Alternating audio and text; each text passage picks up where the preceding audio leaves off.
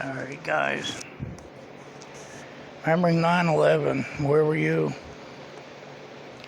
I remember where I was at. I was in a 26-foot box truck delivering furniture.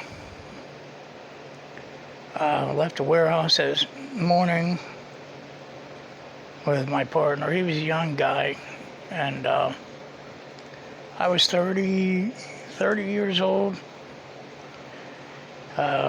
He was, 19 or 20, something like, just a young kid. But my truck, I was a driver. I never turned on the radio. I didn't need the distraction.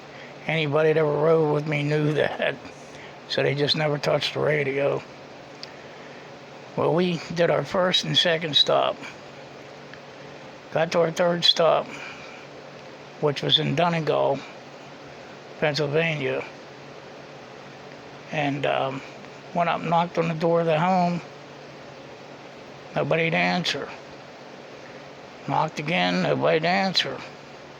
So I went back to the truck to get a tag, to tag the door. Next thing I know, she opens the door and says, "I'm here, just come in." Walked in the door, she wasn't there. I said, "Hello?" She said, "I'm in here, come in." I'd seen, she's sitting on the couch watching the TV with a building on fire, and I said, "What movie's that?" And she said, "It's not a movie, a plane just hit a twin tower." I said, "Really?" And she said, "Yeah, that's live news." I said, "What kind of plane?" She said, "A small plane." I said, "That's no small plane. I'm a pilot, I know." I said, "A small plane hitting that would be like a flea hitting a windshield of a car."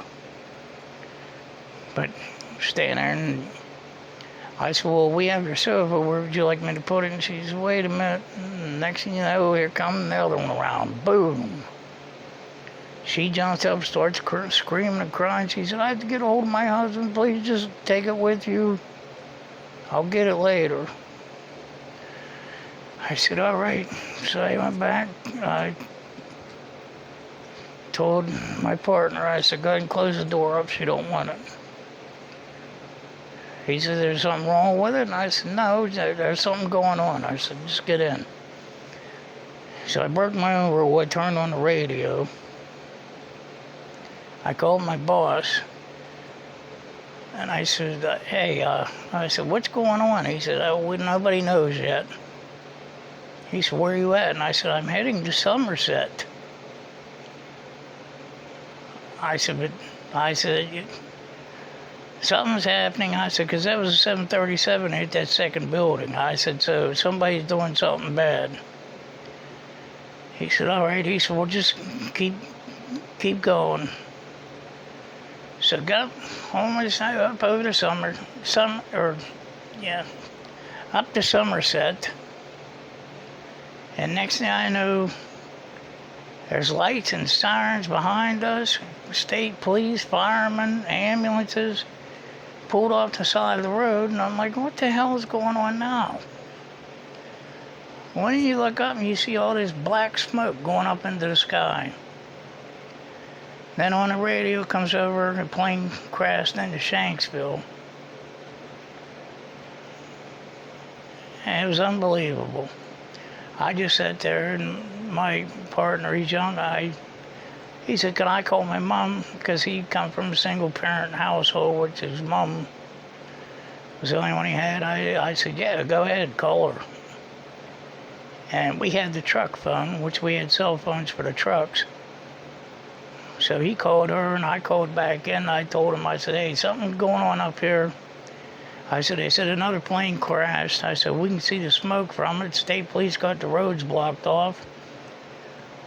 I said, "I'm going to try to get out here and turn around and come back." And my boss said, "Do what you need to do." So I finally got the cars behind me to back up a little bit, and I maneuvered that truck around. I got the hell out of there. Well, my partner was asking me to drop him off at his house because his mom wanted him home. I said, well, your vehicle's still at the warehouse, isn't it? And he said, well, we'll get it later. I said, I'll drop you off, no problem. So I called my boss back, told him I was going to drop him off at home. I'm bringing the truck back, I'm docking it. And I said, I got to get going. When I get a call from my mom telling me my sister and my brother-in-law were both dispatched to the Pentagon, where another plane had to go in too, because they're both police officers.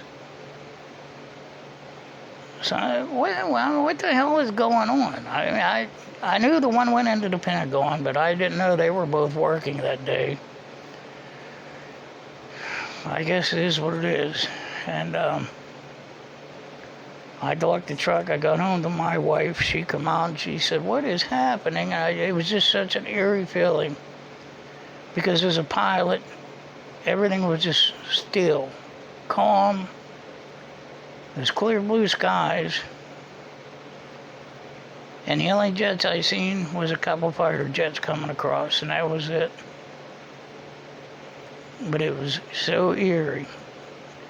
And your heart breaks for all them people that died. I mean, I don't understand, but these newer generations need to learn about this, because that did take a big effect on people. And I still will never forget where I was that day. So, thank you for listening. God bless. And please subscribe. Bye-bye.